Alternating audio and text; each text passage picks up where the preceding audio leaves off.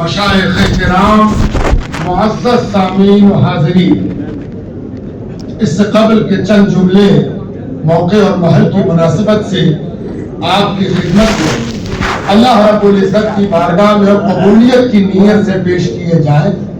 آئیے ہم اور آپ مل کر ایک بار درود پاک پڑھنے کی سعادت حاصل کریں۔ اللہم صلی علی سیدنا و مولانا محمد وعلی آل سیدنا و مولانا محمد بعدد کل ذرۃ الف الف مرۃ وبارک وسلم۔ ایک بات کا خیال رہے دائیں سے بائیں تک کہ آپ سب جو یہاں آئے ہیں، آپ کی پہلی پہچان یہ ہے کہ آپ مسلمان ہیں، اور جیسے آپ کو وقت سے پہلے کوئی پانی اپنی طرف نہیں بلا سکتا، کوئی دانہ اپنی طرف متوجہ نہیں کرا سکتا، اسی طرح آپ کی تنظیم میں بھی فرق نہیں آنا چاہیے۔ بیجا گفتگو کرنا، آگے پیچھے ہونا، یہ سب نماز پڑھنے والوں کی پہچان نہیں ہے کہ وہ صفیں توڑ دیں۔ وہ ہر حال میں صف میں رہتے ہیں، وہ ہر طریقے پر نظم میں رہتے ہیں، وہ اپنا نظم بگڑنے نہیں دیتے۔ اس پہچان کو ہمیں کھونا نہیں چاہیے۔ ہم یہ نہ بھول جائیں کہ ہم کون ہیں اور کس کام کے لیے ہم یہاں جمع ہوئے ہیں۔ میرے یہاں آنے کا جو مقصد ہے وہ اچھی طرح سمجھ لیجیے۔ میں کسی دعوت افطار میں نہیں جاتا، صرف اس دعوت افطار میں آتا ہوں جہاں دین کے بارے میں بولنے کے لیے مجھے موقع ملتا ہے اور دین پر گفتگو کر پاتا ہوں۔ اس کے علاوہ کسی دعوت افطار میں آپ نے مجھے نہیں دیکھا ہوگا۔ اگر آج بھی یہاں یہ موقع ختم کر دیا جائے نہیں آؤں گا، صرف اس لیے آتا ہوں کہ دین کی تبلیغ، دین کی دعوت، دین کی گفتگو، دین سمجھانے، دین کو سمجھنے، دین کو برتنے کے لیے کچھ دیر انٹریکشن کا موقع ملے۔ یہی بنیادی مقصد ہے یہاں آنے کا۔ یہ جو روزے کا مہینہ ہے یہ ایک عالمی سچائی ہے، ویشوک ستیہ ہے۔ یہ کسی کا گھریلو معاملہ نہیں ہے، یہ کسی دیش کا معاملہ نہیں ہے، یہ کسی ریجن کا معاملہ نہیں ہے۔ پوری دنیا کی سطح پر ایک مہینے کا یہ فیسٹیول اکیلا ہے، انوکھا ہے، اور جب کوئی چیز اکیلی اور انوکھی ہوتی ہے تو اس کا ٹارگٹ بھی بہت امپورٹنٹ ہوتا ہے، بہت اہم ہوتا ہے۔ ہمیں یہ جاننا ہے کہ اس کا ٹارگٹ کیا ہے، کیا مقصد ہے۔ اللہ تبارک و تعالیٰ نے اپنے پاکیزہ اور جاویدانی کلام میں ایک لفظ میں اس کو سمیٹا ہے، لعلکم تتقون، شاید کہ روزہ رکھ کر تم تقوی والے ہو جاؤ، متقی ہو جاؤ، تمہارے اندر تقوی پیدا ہو جائے۔ اگر ہے تو نکھر جائے، نہیں ہے تو پیدا ہو جائے، اگر موجود ہے تو ہیلدی ہو جائے، اگر ہیلدی نہیں ہے تو اس کے اندر ہیلتھ، صحت اور سوستھ نظام پیدا ہو جائے۔ یہ تقوی ہے کیا؟ آپ جانتے ہیں کہ تقوی اللہ سے ڈرنے کا نام ہے، اللہ کی پرواہ کا نام ہے۔ جو اللہ سے ڈرنے لگے، ظاہر ہے کہ روزے دار صرف اللہ سے ڈرتا ہے، اکیلے میں بھی وہ اللہ ہی سے ڈر کر نہ کھاتا ہے نہ پیتا ہے۔ جہاں اسے کوئی دیکھ نہیں رہا ہوتا وہاں بھی وہ صرف ایک چنتا کرتا ہے کہ اللہ دیکھ رہا ہے۔ نہ ہم پانی پیئیں گے، نہ ہم کھانا کھائیں گے، اور نہ ہم روزے کی سیما کو پھلانگیں گے۔ یہ ڈر جس کے اندر پیدا ہو جائے، اس کے بارے میں قرآن نے ایک بات کہا ہے، اور کہا ہے کہ لا خوف علیہم ولا ہم یحزنون۔ جو متقی ہو گیا اس کو پھر دنیا کی کسی چیز سے ڈر نہیں لگتا، اور کسی چیز کے جانے کا اس کو حزن و ملال بھی نہیں ہو۔ یعنی یہ روزہ جہاں ہمیں اتنا مضبوط بناتا ہے کہ ہم سمے سے پہلے کچھ کھا نہیں سکتے، کچھ پی نہیں سکتے، سمے ہو گیا تو اب پانی کی طرف ہاتھ نہیں بڑھا سکتے، سحر کا وقت، اذان ہو گئی، اب کیا مجال، کوئی دیکھے یا نہ دیکھے اس سے کوئی مطلب نہیں، اب تو روزہ اسٹارٹ ہو گیا۔ اور جب تک اذان نہ ہو، وقت نہ ہو، اتنی طاقت ہمارے اندر پیدا ہو جاتی ہے۔ یہی طاقت ہمیں برائی سے لڑنے کی طاقت بھی دیتی ہے۔ برائی سے ہم لڑتے ہیں، ہم سے کوئی جھگڑا کرنا چاہے اور ہم روزے دار ہیں تو ہم اس سے کہیں گے کہ ہم تمہاری لڑائی کا جواب دے سکتے ہیں لیکن ہم روزے سے ہیں. روزہ میرا مجھے روک رہا ہے کہ ہم تم سے لڑے نہیں, جھگڑے نہیں. تو یہ لڑنے جھگڑنے سے بچنے کی طاقت بھی ہمیں روزہ دیتا ہے. اور آپ جانتے ہیں کہ لڑنے سے زیادہ بہادری کا کام لڑنے کی طاقت رہتے ہوئے لڑائی سے ہٹ جانا, یہ بھی بڑی بہادری ہے, بڑی پہلوانی ہے. تو روزے دار ایک بڑا پہلوان ہوتا ہے کہ وہ لڑنے کی شکتی رکھنے کے باوجود کہتا ہے کہ ہم روزے سے ہیں. اس کے مطلب نہیں کہ روزے دار کمزور ہو جاتا ہے, نامرد ہو جاتا ہے. دنیا کی تاریخ میں جو سب سے انوکھی لڑائی لڑی گئی ہے, جس میں 313 لوگوں نے 1000 کے مقابلے میں اپنی طاقت, اپنی قوت, اپنے یومن, اپنی شکتی, اپنی اکائی اور اپنی ایکتا کا مظاہرہ کیا, وہ روزہ رکھ کر لڑی گئی تھی. 17 رمضان کو اس کا نتیجہ ہے, وہ بدر کی لڑائی تھی. اور اسی لیے روزے میں یہ کوئی کمال نہیں ہے کہ ہم منہ پھیر لیں, ہم کنارے ہٹ جائیں, ہم کہہ دیں کہ ہم بائیکاٹ کر رہے ہیں. روزے کا کمال یہ ہے کہ آنکھ سے آنکھ ملا کے سچ بولا جائے, آنکھ سے آنکھ ملا کر کہا جائے کہ ہم کس چیز کو غلط سمجھتے ہیں اور کس چیز کو صحیح سمجھتے ہیں. کوئی یہ سمجھتا ہو کہ ہم نے بائیکاٹ کا ساتھ نہیں دیا تو وہ غلط فہمی میں ہے. بائیکاٹ سے بڑا کام ہم سمجھتے ہیں کہ آنکھ سے آنکھ ملا کر سچ بولا جائے. اور یہاں ہم سچ بولنے آئے ہیں, سچ سے سمجھوتا کرنے نہیں آئے.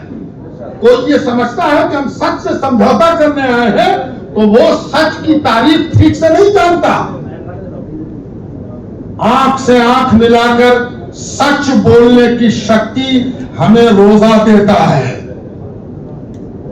اور روزہ رکھ کر جس طرح بدر کی لڑائی میں بائیکاٹ نہیں ہوا تھا, سامنا ہوا تھا, ویسے ہی ہم ہر غلط چیز کا سامنا کرنے کو تیار ہیں. اور اس لیے یہاں جمع ہوئے ہیں. اور آپ کو بھی یہ سمجھنا چاہیے کہ آپ کس لیے یہاں جمع ہوئے ہیں. ہمارا مقصد اللہ کو خوش کرنا ہے, اور ہم اللہ تبارک و تعالیٰ کی نعمتوں کے شکر گزار ہیں. ہم بے وفا بھی نہیں ہیں, ہم احسان فراموش بھی نہیں ہیں, اور ہم اچھے برے کی تمیز نہ جانتے ہو ایسے بے وقوف بھی نہیں ہیں. ہم اچھائی کو خوب اچھی طرح پہچانتے ہیں اور برائی کو بھی خوب اچھی طرح جانتے ہیں. اور اچھے برے میں فرق کرنا یہ روزے کے نتیجے میں ہم اچھی طرح جان گئے ہیں. 22 روزہ گزر رہا ہے, اچھے اور برے کی تمیز اب نہ ہم جانیں گے تو کب جانیں گے. اور ہمیں یہ معلوم ہے کہ کیسے سچ بولا جاتا ہے اور کہاں سچ بولا جاتا ہے. تو آج اس مجمع سے جو سب کے سب یہاں جمع ہوئے ہیں, ہمیں یہ جاننا ہے کہ روزہ جس تقوی کے لیے رکھا جاتا ہے اس تقوی کی اصلیت کیا ہے, حقیقت کیا ہے. تقوی جہاں ایک طرف اس بات کی فکر ہمارے اندر پیدا کرتا ہے کہ ہم ہر معاملے میں اپنے رب, اپنے پالنہار, اپنے مالک کی پرواہ کریں, چنتا کریں کہ کس چیز سے میرا مالک خوش ہوگا اور کس چیز سے میرا مالک ناخوش ہوگا. بس ایک کی فکر, نام نامی اس کا اللہ ہے, اللہ جلالہ جل جلالہ وعم نوالہ, اسی کی فکر کرنا, اللہ سبحانہ تعالیٰ کی چنتا کرنا اور اسی کے سامنے جواب دہ ہونا, یہ روزہ رکھنے والے کی پہلی صفت ہے. اور دوسری صفت یہ ہے کہ وہ اللہ کے بندوں کا حق ختم نہیں کرتا, وہ اللہ کے بندوں کے پرتی سچیت ہو جاتا ہے. مخدوم جہاں شیخ شرف الدین احمد یحییٰ منیری نے ایک جگہ بڑی خوبصورت بات لکھی ہے. فرمایا روزے دار کے اندر اللہ کا اخلاق پیدا ہو جاتا ہے, وہ اللہ کے کیریکٹر سے مزین ہو جاتا ہے. یا اللہ کا کیریکٹر کیا ہے؟ اللہ کا کیریکٹر مخدوم صاحب وضاحت کرتے ہیں, اللہ کا کیریکٹر یہ ہے کہ وہ کھاتا پیتا نہیں ہے, کھاتا پیتا نہیں ہے. تو جتنا روزے دار ہے وہ جب تک روزے میں ہے کھانے پینے سے الگ ہو کر اللہ کی صفت نہ کھانے اور پینے کی آنشک روپ سے आंशिक रूप से उसके अंदर भी पैदा हो गई है कि हजार नेमत, हजार चीज मौजूद हो, वो भी खाता पीता नहीं है। और दूसरी सिफत वो ये है कि अल्लाह खाता पीता तो नहीं है, खिलाता है। और हर रोजेदार को ये चिंता होती है कि वो अगर एक खजूर पास में हो तो की आधी करके कहे आप भी खा लीजिए और हम भी खा लें। अगर पानी मौजूद है तो रोजेदार कोशिश करता है कि पहले दूसरे का रोजा खुलवा दे तब खुद खोले। ये जो सिफत है भूखे रहने और दूसरे के खाना खिलाने की चिंता, ये रमजान में रोजेदार के अंदर पैदा हो जाती है और वो ये महसूस करता है कि अल्लाह रब्बुल इज्जत की इस सिफत के नतीजे में हम अल्लाह के मकबूल बनने की तरफ और बढ़ रहे हैं। और इसीलिए रोजेदार का मर्तबा बहुत बुलंद और आला और अरफा है, इसलिए कि वो सिफाते खुदाबंदी को अपने अंदर पैदा करने का प्रयास, कोशिश और क्षमता के अनुसार इस बात का प्रयास करता है। तो आज जो आप सब जमा हुए हैं, ये आपके अंदर अल्लाह रब्बुल इज्जत की सिफत की जलवागरी है और आप महसूस कर रहे हैं कि आप न खाकर और दूसरों को खिलाने की चिंता करके जो आप करते रहते हैं, हर रोजेदार कोशिश करता है। एक आदमी को मैंने देखा कि वो बड़ा गरीब था, उसको ये सलाहियत नहीं थी कि दूसरों को खिला सके, तो वो मस्जिद में आकर खाली गिलासों में पानी भरता था ताकि उसका भरा हुआ पानी मस्जिद में आने वाले लोग पी सके और उसको पिलाने का सवाब मिल सके। तो ये भी बड़ा कार्य सवाब है और इस कार्य सवाब के तहत ऐसी दावत इफ्तार का भी मकसद समझ में आ जाता है कि ये मकसद भी इसी के लिए है कि लोगों को खाना खिलाकर, पानी पिलाकर, आदर करके, सत्कार करके, ताजीम करके, मोहब्बत का पैगाम देके गोया ये पैगाम दिया जाता है कि हम भी आपके रोजे में आपकी सेवा करके हम आपके साथ, आपके सहित खड़े हैं। और आप जानते हैं कि आज हम और आप एक ऐसे माहौल में, एक ऐसे वातावरण में जी रहे हैं कि ये हमारा देश है और 1200 वर्षों से हम यहाँ मौजूद हैं। 1200 वर्षों से यहाँ रोजा रखने की रवायत हो जाएगा। ज्यादा आगे न बढ़े, इसलिए कि आपको सब बनानी है और फिर सब बनाने में आपको परेशानी न हो, इसका ख्याल रखें।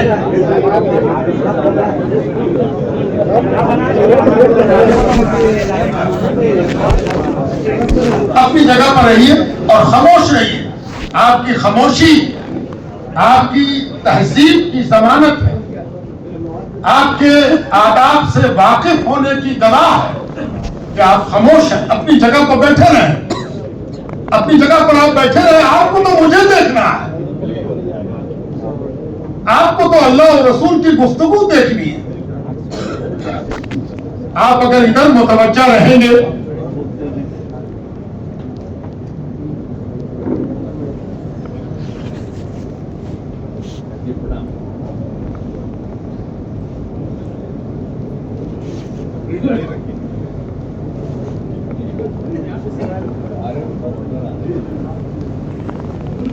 मैं ये अर्ज कर रहा था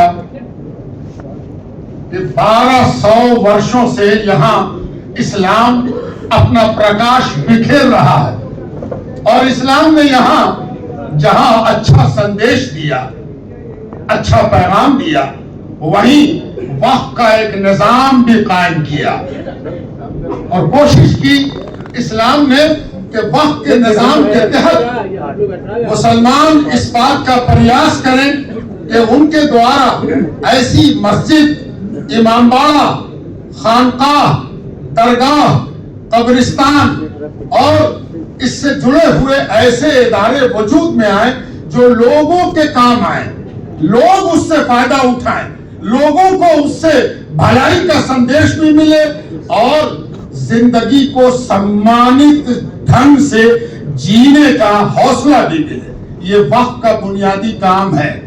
वक्त गिरे पड़ों को उठाता है, दलितों को, जीने का हौसला दिलाता है, जीने की ताकत देता है, इज्जत के माहौल में उनको इज्जत के साथ जीने का माहौल बनाता है, उसको हम वक्फ कहते हैं। और वक्फ की जायदाद का निजाम अल्लाह और रसूल के कानून से चलता है। अल्लाह तबारक व तआला ने वो कानून तय कर दिया है कि वक्फ कैसे चलेगा। वक्फ मेरे सोचने से, आपके सोचने से नहीं चलता। कोई सरकार, कोई कॉरपोरेशन, कोई बोर्ड वक्फ नहीं चला सकता। जानते हैं वक्फ कौन चलाता है? वक्फ का मालिक अल्लाह है। और वक्फ का नेचर, मिजाज कौन तय करेगा? वक्फ करने वाला, वाकिफ जो वक्फ करता है वो तय करेगा कि हम वक्फ किस लिए कर रहे हैं। हमें कोई अधिकार नहीं है कि वाकिफ की मर्जी में हम घुस जाएं। कोई भी घुसेगा वो घुस न सकेगा, घुसने की कोशिश सही नहीं है। वक्फ चलेगा, वक्फ करने वाले की मर्जी के मुताबिक चलेगा। आज जो हम लोग जमा हुए हैं, हम देश को एक संदेश भी देना चाहते हैं। दो संदेश हम देना चाहते हैं। पहला संदेश ये है कि जिस राज्य में तुम बैठे हुए हो, इस राज्य की तुलना भारत के किसी और राज्य से मत करो। ये वो राज्य है जहां की सरकार ने वक्फ की हिफाजत का सबसे बड़ा कीर्तिमान स्थापित किया है। 9000 कब्रिस्तान यहां घेरा गया, 9000 कब्रिस्तान की घेराबंदी हुई। सरकारी डाटा बताता है कि 9000 कब्रिस्तान घेरा गया। तो इस राज्य में आकर वक्फ की बात करने वाले को ये नहीं भूलना चाहिए, दूसरी रियासतों से आने वाले नहीं जानते कि बिहार क्या है और बिहार में वक्फ के सिलसिले में क्या क्या हुआ है अब तक।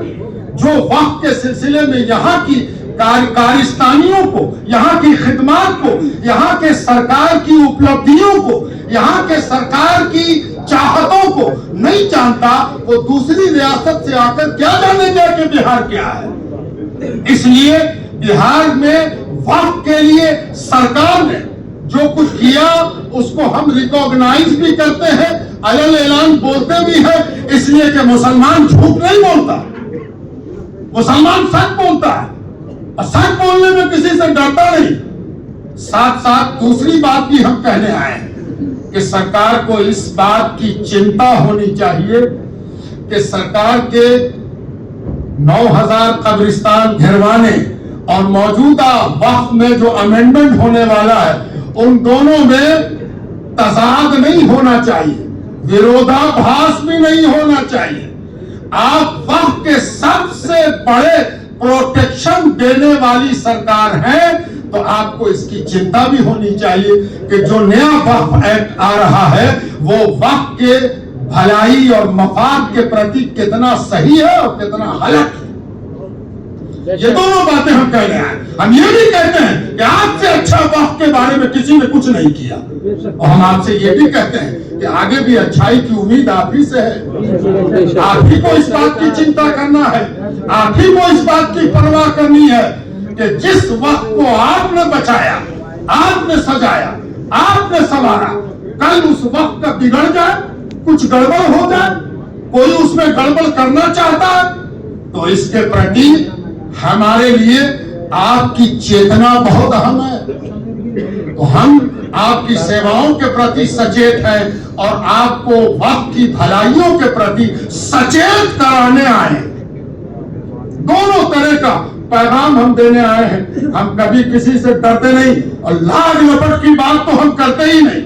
न लाग लपट सीखा है और न लाग लपट करते हैं और न करेंगे। हम लाग लपट करने वालों को पहचानते हैं कि 70 बरस से कौन कौन लाग लपट करता आया है। और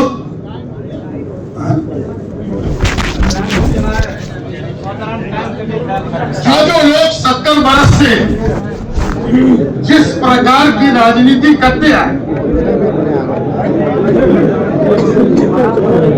अपनी राजनीति की रोटियां सेकते आए,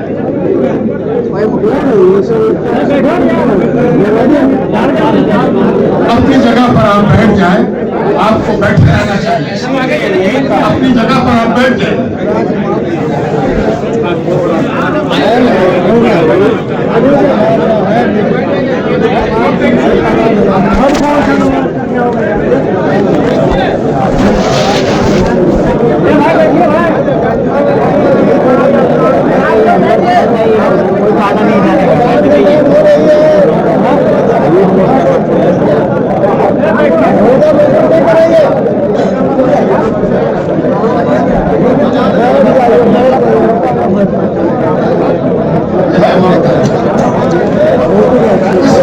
الرحمن الرحیم الحمدللہ رب العالمین والصلاة والسلام علی رسولہ محمد وآلہ اجمعین یا ارحم الراحمین یا ارحم الراحمین یا ارحم الراحمین۔ پروردگارہ سب سے پہلے تو ہم تیرے آگے اپنے روزے کو پیش کرتے ہیں، اپنے عمل کو پیش کرتے ہیں۔ اللہ ہم اتنے بڑے یقین کے مالک نہیں ہے کہ اپنے ہر عمل کو ہم صحیح کہتے ہیں۔ اے اللہ تو صحیح و غلط کا فیصلہ کرنے والا ہے، وہ ہم تیرے عاجز بندے ہیں۔ اے اللہ اپنا عمل تیرے آگے رکھتے ہیں، امید کرتے ہیں کہ اگر اچھا ہوگا تو اچھے عمل میں برکت ہوگی، اگر برا ہوگا تو یہ برا عمل اسی رمضان میں تم کو۔ اے اللہ پاک ہم سب کے روزے کو قبول کر۔ اے اللہ پاک ہم اس لیے یہاں جمع ہوئے ہیں کہ ہر چیز کا اپوزیشن ہونا چاہیے۔ اگر کوئی اپوزیشن کو برداشت نہیں کرتا تو وہ اسلام کے بارے میں کچھ نہیں جانتا۔ جو اپوزیشن نہیں برداشت کرتا وہی اپنے علاوہ دوسرا رخ دیکھنا ہی نہیں چاہتا۔ اگر آپ سمجھتے ہیں کہ بائیکاٹ کرنا چاہیے تو ہم سمجھتے ہیں کہ آنکھ سے آنکھ ملا کر سچ بولنا چاہیے۔ اے اللہ پاک یہ جو ہم نے سمجھا یہ اگر صحیح ہے تو اس کی جزا ہم کو عطا ہے۔ اللہ رب العزت اپنے فضل و مہربانی سے اس طاقت کو قائم کر جو وقت کی صحیح محافظت کر سکے، وقت کی حفاظت ہو سکے، اور وقت میں اگر کچھ غلط ہو رہا تو ہمیں پوری طرح بولنے کی صلاحیت عطا، ہمارے اندر یہ حوصلہ عطا فرما کہ ہم وقت کے سلسلے میں سچائی کو چاہے وہ جتنی بھی کڑوی ہو صحیح طور پر کہہ سکیں۔ اللہ پاک اور موجودہ حکومت کو اللہ رب العزت یہ طاقت، یہ شکتی اور یہ وشواس عطا فرما کہ وہ ہمارے منتخب کو اچھی طرح سمجھ سکے۔ سارے بہار کے اور بھارت کے مسلمان اس بات کی آشا کرتے ہیں کہ نتیش کمار ہمیشہ وقت کا بھلا کرتے ہیں، وہ اس وقت آیت میں بھی بھلائی کا ساتھ دیں گے، برائی کا ساتھ نہیں دیں گے۔ اور آپ سے یہ امید ہے کہ جو وقت آیت لایا جا رہا ہے اس سلسلے میں نتیش کمار کا اسٹینڈ ہماری سوچ سمجھ کے مطابق ہوگا اور وہ اس بات کا ساتھ دیں گے، اس بات کا ساتھ دیں گے کہ نئے وقت آیت کے سلسلے میں ان کا رخ اسپشٹ ہو۔ ان سے لوگ امید کرتے ہیں، آشا کرتے ہیں۔ وصلی اللہ تعالی علی خیر خلقہ سیدنا محمد